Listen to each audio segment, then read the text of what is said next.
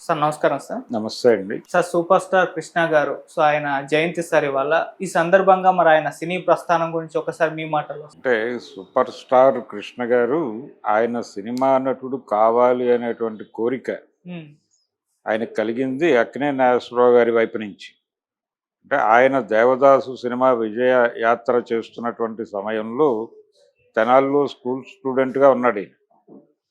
ఉండి చూసి సినిమా నటులకి ఇంత ఆదరణ ఉంటుందా జనాల్లో అంటే నాగేశ్వరరావు గారు వెళ్తుంటే ఆయన వెనకాల జనాలు పరిగెట్టడం ఇవన్నీ చూసి ఆయన చాలా ఇంప్రెస్ అయ్యాడు. అయ్యి సినిమా నటుడు కావాలి అనేటువంటి కోరిక ఆయన మనసులో నాటినవాడు అక్కినేని నాగేశ్వరరావు గారు. ఓకే. అయితే తర్వాత ఆయన సినిమాలు చూడటం ప్రారంభించిన తర్వాత ఆయన రామారావు గారి అభిమానిగా మారాడు. ఓకే. ఎన్టీ రామారావు గారికి చాలా వీరాభిమాని ఆయన. అభిమానంతోనే ఆయన సినిమాల్లోకి వెళ్ళాలి అనుకున్నప్పుడు వెళ్ళి కలిసింది కూడా రామారావు గారినే మొదట. అంటే వారి తండ్రి గారికి చక్రపాణి గారితో సంబంధాలు ఉండేవి, కృష్ణ గారి తండ్రి గారికి. కారణం ఏంటంటే ఆయన తెనాలి బేస్డ్గానే ఉండేవాడు. చక్రపాణి గారు యువ పత్రిక ప్రారంభించింది, యువ ప్రచురణలు ప్రారంభించింది అదంతా తెనాలి ఐతానగర్ నుంచే. కాబట్టి ఆ రోజుల్లో ఆయనకి చక్రపాణి గారితో ఆయన పబ్లిషర్గా ఉన్న రోజుల్లో పరిచయం ఉండేది. ఆ పరిచయంతో వెళ్ళి మద్రాసులో చక్రపాణి గారిని కలిసి మా అబ్బాయి సినిమాల్లోకి రావాలనుకుంటున్నాడు, మీరు ఏదైనా అడ్వైజ్ ఇవ్వాలి అన్నప్పుడు విజయ వాహిని స్టూడియోలోకి అలా ఎంటర్ అయ్యాడు ఆయన కృష్ణ గారు. ఎంటర్ అయిన తర్వాత రామారావు గారిని కలిశాడు అక్కడ. కలిస్తే ఆయన చెప్పింది ఏంటంటే, నువ్వు ఇంకా ఆయన డిగ్రీ కంప్లీట్ చేసే వెళ్ళాడు ఇక్కడి నుంచి. ఏలూరులో చదువుకున్నాడు ఆయన. తెనాలి వాడే అయినప్పటికీ డిగ్రీ ఆయన కాలేజీ స్టడీస్ అక్కడ జరిగినాయి, ఏలూరులో జరిగినాయి. అంటే ఇక్కడ చదవటం లేదు అనే ఉద్దేశంతో తీసుకెళ్ళి అక్కడ పెట్టారు. మురళీమోహన్ ఈయన క్లాస్మేట్స్ అక్కడ ఏలూరు కాలేజీలో. ఇద్దరు కలిసి చదువుకున్నారు ఇంటర్మీడియట్ వరకు. ఇంటర్మీడియట్లో ఇద్దరూ ఫెయిల్ అయ్యారు. ఒక 5 మార్కులు గ్రేస్ కలిపి ప్రమోట్ చేశారు. ఆ ప్రమోట్ అయిన తర్వాత 5 మార్కులు కలిపితే ప్రమోట్ అయ్యాం మనం. ఈ ప్రమోషన్ ప్రతిసారి దొరుకుతుందనే గ్యారంటీ లేనప్పుడు ఈ చదువుల్లో ఎందుకు కొనసాగాలి, ఏదైనా బిజినెస్ చూసుకోవడం బెటర్ అని చెప్పి ఆయన ఇంటర్మీడియట్తో ఫుల్ స్టాప్ పెట్టారు. అప్పుడు పీయూసీ అనేవాడు. దాంతో ఫుల్ స్టాప్ పెట్టి ఆయన వెళ్ళిపోయాడు మురళీమోహన్ గారు. ఈయన కొనసాగాడు. ఈయన కొనసాగి అది కంప్లీట్ చేసుకుని పరిశ్రమకు వచ్చాడు. వచ్చిన తర్వాత రామారావు గారు చెప్పిన సలహా ఏంటంటే, నీకు మాడ్యులేషను అలాగే స్టేజ్ ఫియరు ఇలాంటి కొన్ని ఇబ్బందులు ఉంటాయి, వాటిని పోగొట్టుకోవటానికి నువ్వు కొంచెం స్టేజ్ మీద కసరత్తు చేయి, చేస్తే నీకు పునాది పడుతుంది, తర్వాత నువ్వు రా. అలాగే వాయిస్లో కూడా ఒక మాడ్యులేషన్ రావాలి. డైలాగ్ అనేది ఆ రోజుల్లో డైలాగ్ మీద నడిచిన సినిమాలు అవన్నీ. అందుకని దాని మీద కమాండ్, అలాగే డైలాగును గుర్తుపెట్టుకోవటము, గ్రాస్పింగ్ పవరు, ఇవన్నీ ఈ ఎబిలిటీస్ని పెంచుకొని రా, ఓ టైం తీసుకో, ఇది ట్రైనింగ్లో వచ్చేది కాదు. నువ్వు ఒక్కసారి వేదిక మీదకి ఎక్కిన తర్వాత నిన్ను నువ్వు ట్రైన్ చేసుకుంటూ వెళ్ళటమే అని ఆయన ఒక సలహా చెప్పాడు. ఆ సలహా పట్టుకుని ఈయన రంగస్థలం వైపు వచ్చాడు. రంగస్థలం వైపు వచ్చినప్పుడు ఆయన గరికపాటి రాజారావు గారిని ఆశ్రయించాడు. రాజారావు గారి నాయకత్వంలో చైర్మన్ అనేటువంటి నాటకంలో ఆయన మంచి పాత్ర ఇచ్చాడు ఆయనకి, కృష్ణ గారికి. మేకప్ మాధవరావు గారికి కృష్ణ గారికి సంబంధం అక్కడ, అది పునాది.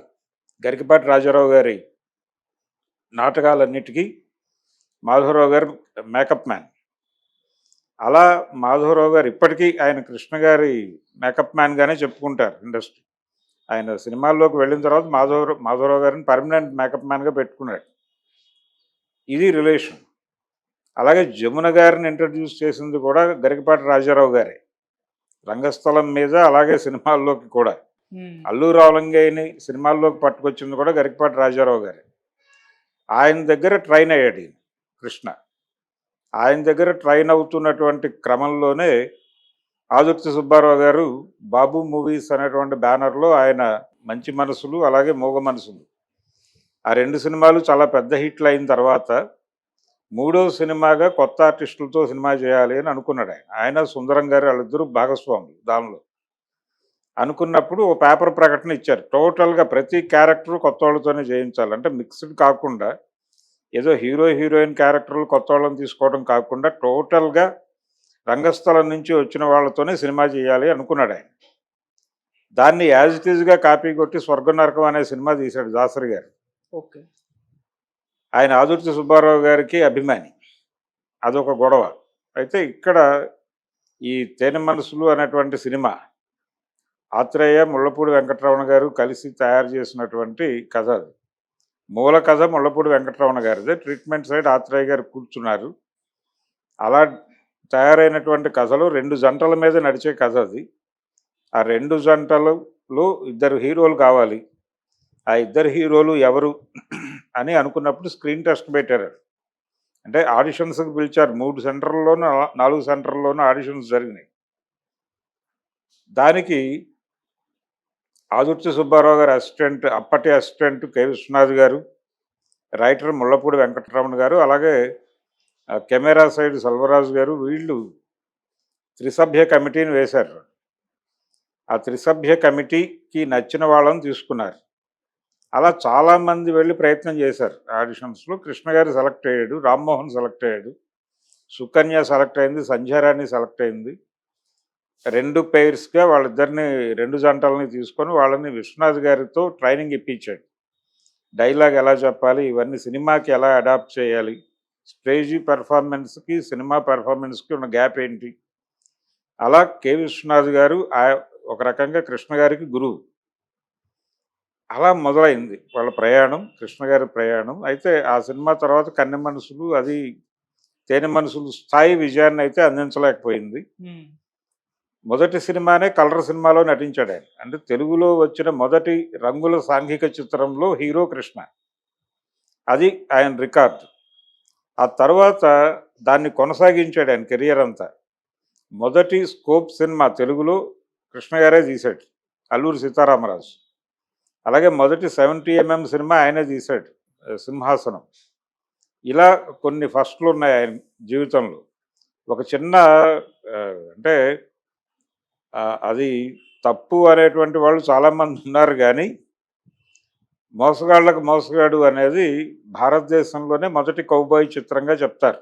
అయితే దెబ్బకుట దొంగల ముఠ అని శోభన్ బాబు గారి సినిమా కూడా, అది కూడా కౌబాయ్ స్టైల్ సినిమానే. దీనికంటే ఒక 2 months ముందు రిలీజ్ అయింది. అది డిఎల్ నారాయణ గారు కొంచెం తక్కువ బడ్జెట్లో బ్లాక్ అండ్ వైట్లో తీస్తాడు. ఇది కొంచెం భారీగా రాజస్థాన్ అక్కడికి వెళ్ళి షూట్ చేసి, దాస్ గారు డైరెక్టర్ ఆ సినిమాకి. అది నిజానికి ప్రయోగమే. కృష్ణ హీరోగా ఇంట్రడ్యూస్ అయిన తర్వాత ఆయనకి తను ఇండస్ట్రీలో నిలబడతాను అనే కాన్ఫిడెన్స్ ఇచ్చిన సినిమా గూఢచారి 116. అది డూండి గారి బ్యానర్లో వచ్చిన సినిమా. ఆయన అట్రాక్ట్ అయ్యాడు కృష్ణకి. అంటే ఇతను మనకు ఉపయోగపడతాడు అని, యాక్షన్ హీరోగా ఇతన్ని ప్రమోట్ చేయొచ్చు అని. యాక్షన్ జానర్ సినిమాలు అప్పటికి లేవు తెలుగులో. ఈ హాలీవుడ్ సినిమాలు వీటి తాలూకా ప్రభావం డూండి గారి మీద ఉండేది. ఆ తరహా యాక్షన్ సినిమాలు తెలుగులో చేస్తే ఎవరిని వాడాలి అనేది ఒకటి చూస్తున్నాడు ఆయన. ఆ చూస్తున్న టైంలో కృష్ణ ఆయన్ని అట్రాక్ట్ చేయటం వలన ఆ ఆఫర్ ఇచ్చాడు ఆయన. అప్పుడు అది కృష్ణ గారికి 3వ సినిమానే, గూఢచారి 116 అనేది. అది బాగా వర్కౌట్ అయింది ఆ సినిమా. అక్కడి నుంచి ఆయన యాక్షన్ హీరోగా నిలబడేటువంటి ప్రయత్నం చేశాడు. టోటల్గా ఆయన కెరియర్ అంతా కూడా యాక్షన్ సినిమాల మీదే నడిచింది. ఆ ప్రయత్నంలోనే ఆయన మనం ఒక బ్యానర్ పెట్టుకుని మనలో ఉన్నటువంటి టాలెంట్స్ని మనమే చెప్పుకోవాలి ఇండస్ట్రీకి అని అనుకుని పద్మాలయ అనేటువంటి బ్యానర్ ప్రారంభించాడు ఆయన ఎంటర్ అయిన కొత్తలోనే. ప్రారంభించిన తర్వాత అగ్ని పరీక్ష అని ఒక సినిమా తీశాడు వరప్రసాదరావు గారి డైరెక్షన్లో. ఆ సినిమా ఫ్లాప్ అయింది. ఫ్లాప్ అయిన తర్వాత ఏమిటి భవిష్యత్తు అని ఒక కన్ఫ్యూజన్. ఆ కన్ఫ్యూజన్లో ఆయనకి క్లింట్ ఈస్ట్వుడ్ యాక్ట్ చేసినటువంటి గుడ్ బ్యాడ్ అగ్లీ ఇవన్నీ చూశాడు ఆయన మెడ్రాస్లో. చూసి ఆరుద్ర గారిని అడిగి ఆ తరహాలో నాకు ఒక కథ కావాలండి అని చెప్పి అడిగాడు. ఆయన రాసిచ్చినటువంటి కథే మోసగాళ్ళకు మోసగాడు. ఆ కథని తెర మీద చెప్పగలిగిన డైరెక్టర్ ఎవరు అని చెప్పి దాస్ గారిని పట్టుకున్నాడు. ఆయన దాన్ని తన పద్ధతిలోకి అడాప్ట్ చేశాడు. విఎస్ఆర్ స్వామి, కేఎస్ఆర్ దాస్ వీళ్ళిద్దరూ ఆ సినిమాని ఆ లెవెల్లో నిలబెట్టడానికి కారణం. ఎన్టీ రామారావు గారి మీద విపరీతమైన నమ్మకం ఉండేది కృష్ణ గారికి. ఆ నమ్మకంతో రామారావు గారిని పిలిచి చూపించాడు ఆ సినిమా. అయ్యా నేను సినిమా తీశాను చూడండి అని. ఆయన చూసి ఇది కుర్రాళ్ళు చూస్తారు కానీ ఫ్యామిలీ ఆడియన్స్ రారు ఈ సినిమాకి, అంటే భారీ విజయం సాధించదు కానీ మీ ప్రయత్నాన్ని ప్రజలు గుర్తిస్తారు, రిపీట్ రన్స్లో డబ్బులు వస్తాయి ఈ సినిమాకి అని చెప్పాడు ఆయన. అదే జరిగింది. ఓకే. అదే జరిగింది, అలాగే నడిచింది కూడా ఆ సినిమా. ఆ తర్వాత ఆయన చేసినటువంటి సొంత సినిమా ప్రభాకర్ రెడ్డి గారి భాగస్వామ్యంలో 12 కాపురం చేశాడు. 12 కాపురం విజయవంతం అవటం వెనకాల రామారావు గారి పాత్ర ఉంది మళ్ళీ. అంటే ఆ సినిమాలో భాగస్వామిగా చేరాలా వద్దా అని రామారావు గారిని అడిగితే ఆయన చేరేం పర్లేదని చెప్పాడు. ఆయన మాట మేరకే అందులో డబ్బులు పెట్టాడు ఈయన. విపరీతంగా డబ్బులు వచ్చాయి. ఆ తర్వాత దేవుడు చేసిన మనుషులు సినిమా, అంటే 12 కాపురం వేదిక మీద ఆయనతో కమిట్మెంట్ తీసుకొని ఆ సినిమా చేశాడు రామారావు గారు హీరోగా. అది కూడా చాలా పెద్ద విజయం సాధించిన తర్వాత సీతారామరాజుకి వెళ్ళాడు. సీతారామరాజు దగ్గర నుంచి, అంటే సీతారామరాజు హిట్ అయిన తర్వాత ఆయన చక్రపాణి గారు చెప్పారు ఆ సినిమా చూసి, ఈ సినిమా తర్వాత నీకు అడ్వాన్స్లు ఇచ్చినటువంటి ప్రొడ్యూసర్లు అందరూ మట్టి కొట్టుకుపోతారు, కనీసం 6 నుంచి 7 ఫ్లాప్లు ఎదుర్కోవాల్సి ఉంటుంది నువ్వు అని. అంటే సీతారామరాజు క్యారెక్టర్లో నిన్ను చూసిన జనాలు ఇతర పాత్రల్లో నిన్ను డైజెస్ట్ చేసుకోవడానికి కొంత గ్యాప్ వస్తుంది అని చెప్పాడు ఆయన. అది నిజమైంది. ఆ తర్వాత వరుస ఫ్లాప్లు వచ్చినాయి ఆయనకి. అయితే ఒక వేరియేషన్ కోసం అదే టైంలో ఆయన దేవదాసు సినిమా కమిట్ అయ్యాడు, విజయ నిర్మల్ గారి డైరెక్షన్లో కమిట్ అయ్యాడు. ఆ సినిమా కూడా స్కోప్లోనే చేశారు. స్కోప్లోనూ చాలా కాస్ట్లీగాను తీశారు. రమేష్ నాయుడు గారిని నమ్ముకుని తీసినటువంటి సినిమా అది. రమేష్ నాయుడు గారు శక్తి వంచన లేకుండా పనిచేశాడు. ఆ సినిమా మ్యూజికల్గా హిట్. అది మ్యూజికల్గా చాలా పెద్ద హిట్, కానీ సినిమా కమర్షియల్గా వర్కౌట్ కాలేదు. అంటే కంపారిజన్ వచ్చేసి పాత దేవదాస్, నాగేశ్వరరావు గారి దేవదాస్తో కంపారిజన్ వచ్చి దెబ్బతింది ఆ సినిమా. ఆ తర్వాత మళ్ళీ ఆయన పాడి పంటల సినిమాతో సక్సెస్ ట్రాక్ ఎక్కాడు. ట్రాక్ ఎక్కిన తర్వాత ఇక అక్కడి నుంచి ఆయన ఫెయిల్యూర్స్ లేవు. మధ్యలో ఆయన్ని ఇబ్బంది పెట్టిన సినిమాలు ఉన్నాయి, కురుక్షేత్రం లాంటివి. అది కూడా ఎన్టీఆర్ మీద పోటీకి వెళ్ళటం వలన జరిగినటువంటి ఇబ్బంది. అంటే ఆయన పిలిచి చెప్పాడు వద్దని, కానీ అప్పటికే వీళ్ళు రంగంలోకి దిగి ఉన్నారు, దాంతో కొనసాగాడు. కృష్ణ గారు పౌరాణిక సినిమాలు చేయటానికి అంతగా ఇష్టపడేవాడు కాదు తొలి దశలో. కారణం ఏంటంటే గుంటూరు జిల్లాలో ముస్లిం పాపులేషన్ ఎక్కువ. అది తను స్వయంగా చూశాడు. చూడటం వలన పౌరాణికాలు చేస్తే వీళ్ళు మన సినిమాలకు రారేమో అనేటువంటి ఒక అనుమానం ఉండేది ఆయనకి. ఆ అనుమానంతో కొంతకాలం దూరంగా ఉన్నాడు. కానీ ఆ తర్వాత ఆయనకు తెలిసిన విషయం ఏంటంటే రామారావు గారి పౌరాణికాలకు ప్రధాన పోషకులు వీళ్ళే. అర్థమైన తర్వాత తను కూడా పౌరాణికాలు చేయాలని ఒక ప్రయత్నం మొదలుపెట్టాడు, డ్రైవ్. అది వర్కౌట్ అవ్వలేదు. యాక్షన్ హీరోగానే, అంటే కృష్ణ అనగానే యాక్షన్ హీరోగానే గుర్తుంటాడు. రెండోది ఆయన జీవితంలో ఆయన సాధించినటువంటి ఒక అద్భుతమైన విజయం ఏంటంటే, ఇందాక మనం చెప్పుకున్నట్టుగా ప్రతిదీ తెలుగు సినిమాలో ప్రారంభకుడు ఆయనే. ఇలా ప్రారంభకుడుగా మాత్రమే కాకుండా చాలా సాహసాలు చేశాడు ఆయన. ఆ సాహసాల్లో ప్రధానమైనది ఈ ఎన్టీ రామారావు గారితో ఢీకొనటం, కురుక్షేత్రం ఆయన వద్దంటే తీయటం, అలాగే సీతారామరాజు ఆయన వద్దని చెప్పిన సినిమా తీశాడు ఈయన. తీసి విజయవంతంగా, అది విజయవంతమైంది కానీ రెండోసారి ఫెయిల్ అయ్యాడు ఆయన కురుక్షేత్రం విషయంలో. నేరుగా ఆయన సినిమాయే రిలీజ్ అయింది. అలాగే ఎన్టీ రామారావు గారి దగ్గర నుంచి మొదలు పెడితే ఈ నెంబర్ 7లో ఉండేవాడు ఆయన ప్రారంభంలో. అంటే రామారావు గారు, నాగేశ్వరరావు గారు, కాంతారావు ఇలా ఉండేది లైన్. హర్నాథ్, రామకృష్ణ, ఈ శోభన్ బాబు ఇలా ఉండేది లైన్. ఆ లైన్లో నెమ్మదిగా ఒక్కొక్కళ్ళని తప్పుకుంటూ ఈయన ముందుకొచ్చి 76 నాటికి నాగేశ్వరరావు గారిని దాటి ఇండస్ట్రీలో ఎన్టీఆర్ వర్సెస్ కృష్ణ అనేటువంటి పరిస్థితి తీసుకురాగలిగాడు. అంటే నాగేశ్వరరావు గారి అంత ప్రభావవంతమైన నటుడు కాదు అతను. అలాగే రామారావు గారి లాగా అన్ని క్యారెక్టర్లు చేసినటువంటి నటుడు కూడా కాదు. అయినప్పటికీ పోటీ ఇచ్చాడు. పోటీ ఇచ్చి సెకండ్ పొజిషన్లోకి వచ్చేసాడు ఆయన 76కి.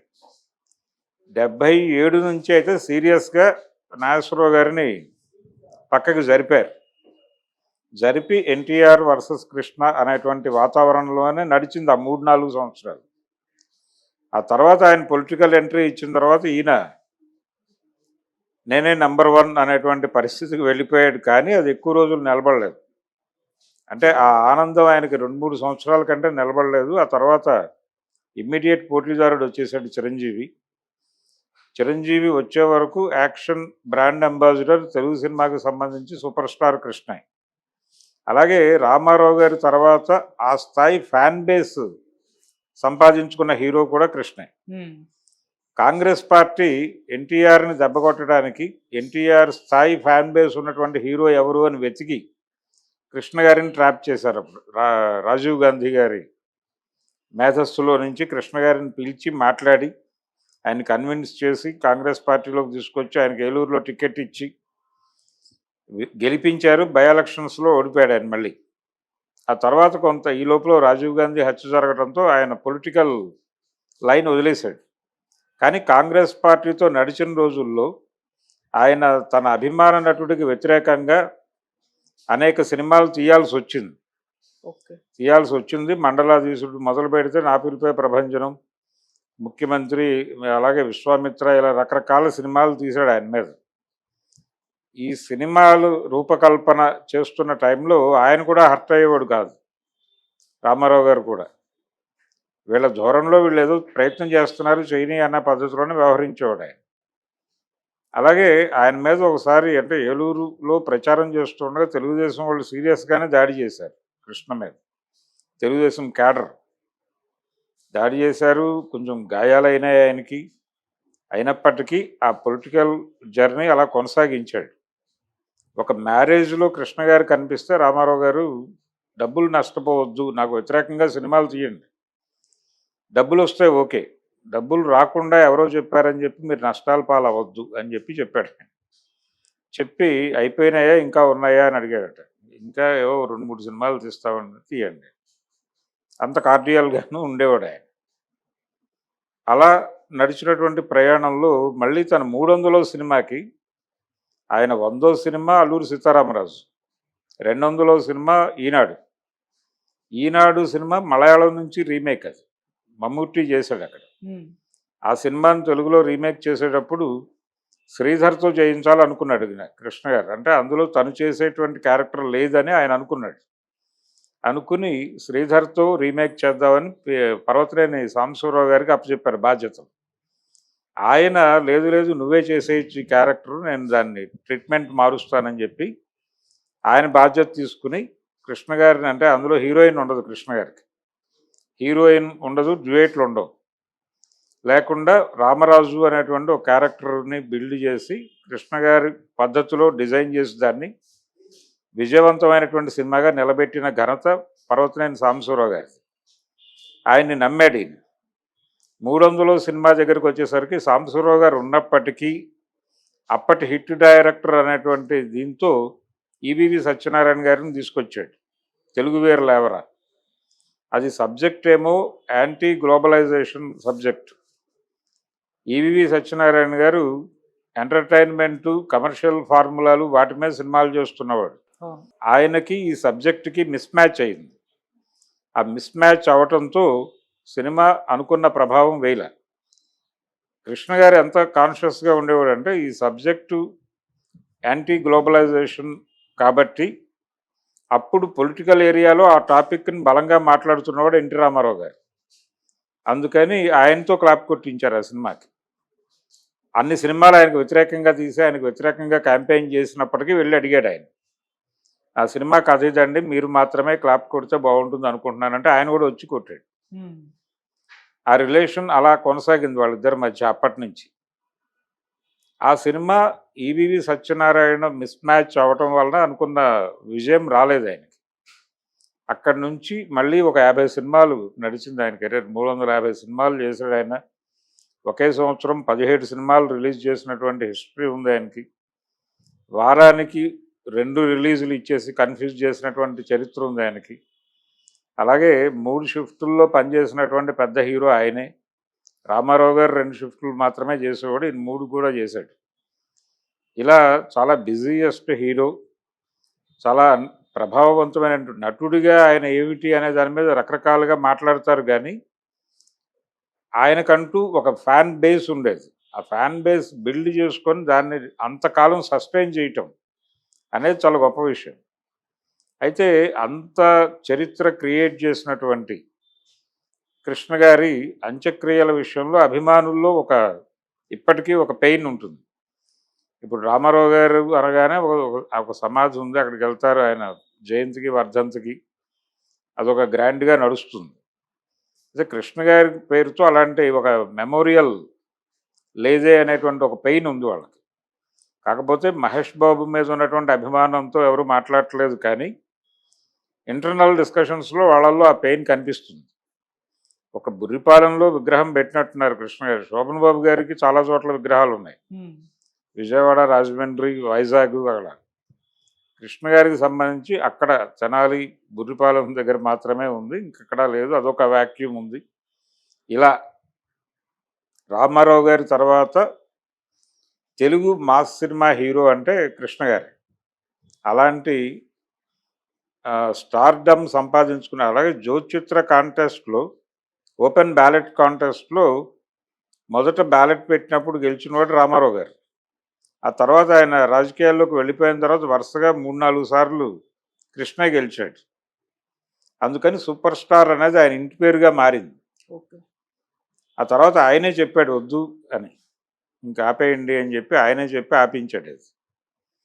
అలా ఆ సూపర్ స్టార్ కృష్ణ గారు, ఆయనకి ప్రాపర్ ఒక ఇది లేదు, అంటే ఒక మెమోరియల్ ఇది లేదు అనేటువంటి పెయిన్ అయితే వారి అభిమానుల్లో ఉంది. మిగిలిన సందర్భాల్లో తెలుగుకి సంబంధించినంత వరకు ఆయనే